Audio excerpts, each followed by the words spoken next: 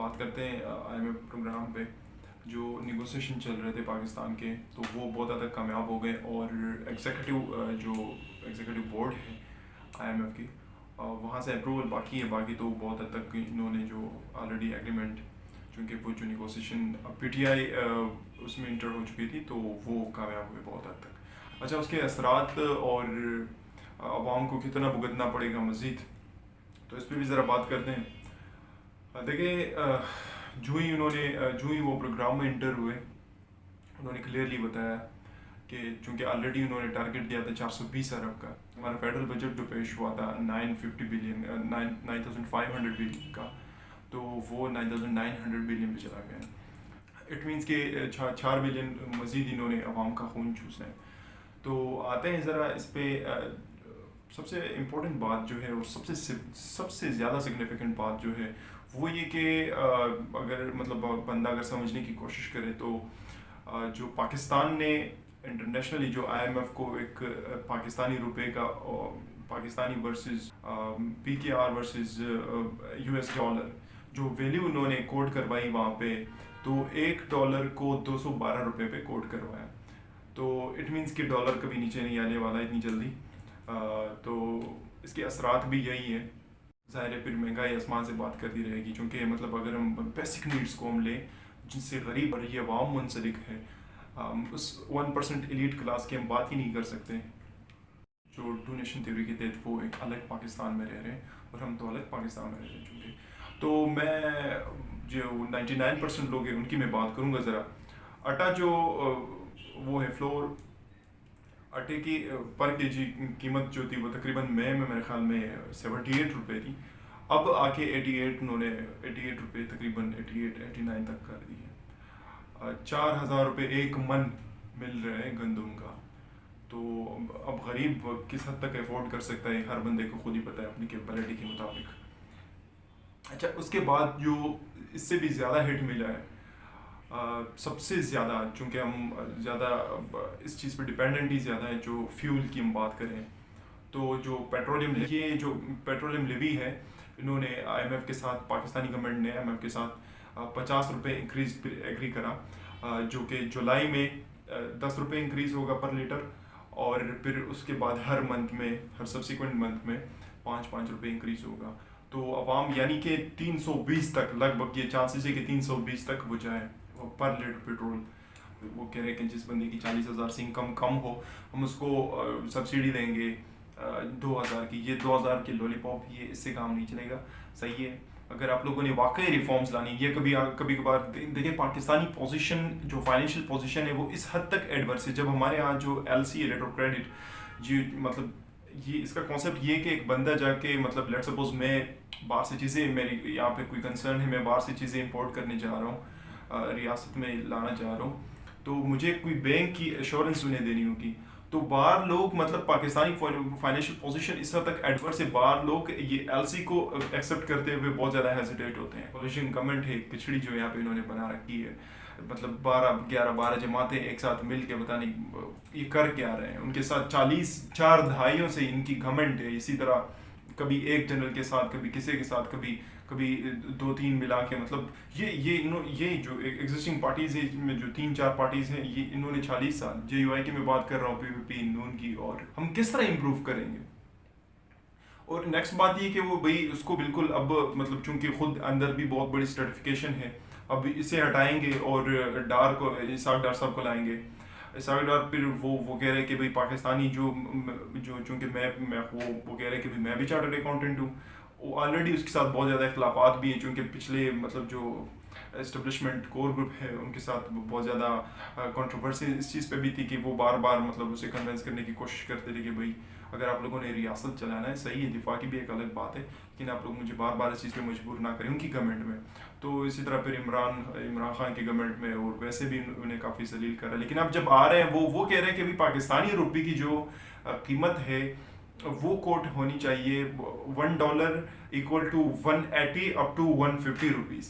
तो मतलब वो कह रहे हैं कि जिस तरह आप लोगों ने 212 पे आप लोगों ने कोट करवाया, मतलब वो इस चीज़ से एग्री नहीं कर रहे हैं। अच्छा, ये रिसेंटली मैं 2-3 दिन पहले हसन इकबाल को सुन रहा था, वो बता रहे थे कि भाई आप लोग चाय की 3 प्याली पीते हैं तो 1 प्याली 2 प्याली कम कर दें, 1 प्याली या करें। उनको कुछ पता ही नहीं कि चल क्या रहा है। जिन्होंने गर्मी सर्दी को सिर्फ अफसानों में पढ़ा हो, जिन्होंने दर्द गम को सिर्फ कहानियों में, सिर्फ फिल्मों में देखा हो, उन्हें क्या दुख यार। जो पाकिस्तानी टैक्सी से जिनके बच्चे पलते हो, जो भी के लिए एक अलग गाड़ी हो, जिनके कुत्तों के लिए भी एक अलग स्टैंडर्ड हो। अभी रिसेंटली जो 6 जून पे गरीदा फारूकी ने ट्वीट करा है, लगभग रात के 4 बजे, 3:30 4 बजे उन्होंने ट्वीट करा है। फिर उसके बाद वो कहती है कि भाई मेरे कुत्ते ने खाना नहीं खाया। फिर उसके बाद मरियम नवाज भी दिन हार मिफ्ता इस्माइल को टेक करती है, और वो जो चीज़ें जिन्होंने इंपोर्ट बैन करा था, जिन चीज़ों का, वो जो पेट फूड है उसको हटा लेती है, रिस्ट्रिक्शन ख़त्म कर देती है। तो उनके कुत्तों से भी, मतलब पाकिस्तानी जो कॉमन मैसेज है, जो आम लोग हैं, उनकी कम हैसियत है। बल्कि उससे भी 2-3 दर्जे अगर हम उसको बढ़ा दें, तब इतनी हैसियत है आप लोगों की। पाकिस्तानी रियासत में जो एलीट क्लास है, जो 1% एलीट क्लास है, जो हर साल जिनके अयाशियों पे, जिनके गाड़ियों पे, जिनके सिक्योरिटीज़ पे और जिनके इंसेंटिव्स पे हम हर साल लगभग $5 बिलियन खर्च करते हैं। अभी रिसेंट रिपोर्ट के मुताबिक सिर्फ आठ ऐसे बड़े ऑफिसर्स थे पंजाब के, जिसके घरों के मेंटेनेंस पे 1 अरब 14 करोड़ रुपए खर्च हुए हैं। 1 अरब 14 करोड़ रुपए अगर एलोकेट होते हैं सिर्फ 8 बंदों के घरों के मेंटेनेंस के लिए, तो ये बाकी मतलब ये आप लोगों की टैक्सेस से जिस तरह मतलब मजाक जिस तरह बनाया है, कोई इनके पास प्रॉपर प्लानिंग है नहीं। एक गवर्नमेंट आके नेक्स्ट गवर्नमेंट की जो प्लानिंग है उसको सब कुछ डिवेस्टेट करके, ज़ाहिर उन्होंने नए टेंडर लाने हैं, नए टेंडर में आके उन्होंने अपने लोगों को खुश करना है। अच्छा, स्टेट बैंक ने एक लिस्ट इशू करा था, उसमें उन्होंने बताया था कि हम किस तरह इसको कंट्रोल कर सकते हैं, जो हमारी फाइनेंशियल सिचुएशन है। अच्छा, इन्होंने बताया था उसमें कि मतलब मोस्टली वहाँ पे आवाम को हिट कर रहा था। मतलब इसमें एसी जो आप अगर यूज़ कर रहे हैं तो उसके यूज़ को थोड़ा सा मिनिमाइज़ कर लें, जो ट्रांसपोर्ट है उस पर कम कर लें, 2 दिन वर्चुअल मीटिंग्स वर्चुअल रखा करें, और जो ऑफ है मतलब 2 दिन घर से काम किया करें। तो ये चीज़ें उन्होंने वही बताई। सही है, ये चीज़ें बिल्कुल सही बात है। लेकिन आप लोगों को क्या इन लोगों के खर्चे दिखाई नहीं दे रहे? जो एलीट क्लास है, 1% एलीट क्लास, सिर्फ 1% एलीट क्लास को उसको फैसिलिटेट करने के लिए, लेविश लाइफ देने के लिए, उनको एक हायर स्टैंडर्ड की लाइफ देने के लिए, भाई वो लाइफ जिसमें मैं सिर्फ हम जुडिशरी की अगर हम बात करें, देखें अगर हम जुडिशरी की बात करें तो पाकिस्तान की जो जुडिशरी है परफॉर्मेंस पे 140 नंबर पर है। लेकिन फिर जब हम इंसेंटिव्स में आते हैं तो वही जुडिशरी उन दुनिया की तमाम रियासतों को छोड़ के फिर इंसेंटिव्स में वो आके 5वें नंबर पे आ जाती है। इसी तरह सारे बैरिस्टर्स जनरल जितने भी हैं, मैम एक को भी हम लोग यहाँ पे, चाहे पार्लियामेंटेरियन हो, कोई भी किसी भी लेवल पे भी हो, हर डिपार्टमेंट में यही इनकी हालत है। तो जब तक हम लोग 1% एलीट को, इन 1% एलीट के अखराजात को, उनके इंसेंटिव्स को, उनकी भाई एक जनरल को आप लोग क्यों इतने इंसेंटिव्स देते हैं? क्यों देते हैं उनको गोल्फ क्लब? भाई एक जो अगर एक सुप्रीम कोर्ट के जज हैं, उनको ज़रूरत क्या है भाई? अब मिलियन में वो सैलरी ले लेते हैं, 1.2 मिलियन से लेके 1.5 मंथली वो सैलरी लेते हैं।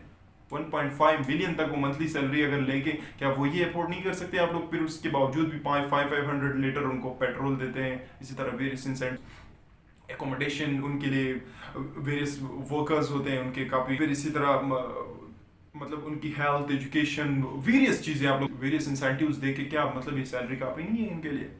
जब 30,000 में 35,000 में एक गरीब बंदा खुद अफोर्ड कर सकता है, तो उन्हें भी अफोर्ड करना चाहिए। ये रियासतें इस तरह नहीं चलती। रियासती बुनियादों को खोखला करने में सबसे बड़े कंट्रीब्यूशन जो है, सबसे ज़्यादा और हैवी और बल्कि कंट्रीब्यूशन जिन्होंने आज रियासत को इस दहाने में पहुंचाया है, the only thing is this very 1% elite class. इस 1% एलीट क्लास को जब तक आप कंट्रोल नहीं करेंगे, जब तक आप उनके खर्चों को, जब तक आप उनके इंसेंटिव्स को कवर नहीं करेंगे, तो ये एक प्याली चाय से और ये एक टाइम की रोटी से ये कुछ नहीं बनने वाला। इन्होंने रियासती इकोनॉमी से मजाक बनाया। कोई रियासती इकोनॉमी, रियासती मशीनरी चलाना रियासती मशीनरी चलाना कोई आसान काम नहीं होता। इसके लिए एक प्रॉपर प्लानिंग की ज़रूरत है। जिनके पास प्रॉपर प्लानिंग कैसे आएगी यार? उनके पास जब वो खुद आज तक जो 15-20 दिन में उन्होंने एक काबिनेट डिसाइड नहीं करा कि भाई किन के पास वजारतें होनी चाहिए, जो खुद अभी तक भाई फाइनेंस की मिनिस्ट्री पे और इसी तरह वेरियस अदर मिनिस्ट्रीज पे वो खुद लड़ रहे हैं। मौलाना उसी से मतलब उनके अंदर से, ये अंदर की बातें, मौलाना उनसे नाराज़ है। PVP वाले आके कहते हैं कि भाई नेक्स्ट गवर्नमेंट हमारा होगा, ख्वाजा आसिफ आके कहते हैं कि भाई नवंबर में हम इलेक्शन करवाएंगे। पता नहीं उनकी मतलब किसी किसी एक को उनको समझना ही मुश्किल होता है। तो ये इस तरह रियासतें इस तरह नहीं चलती।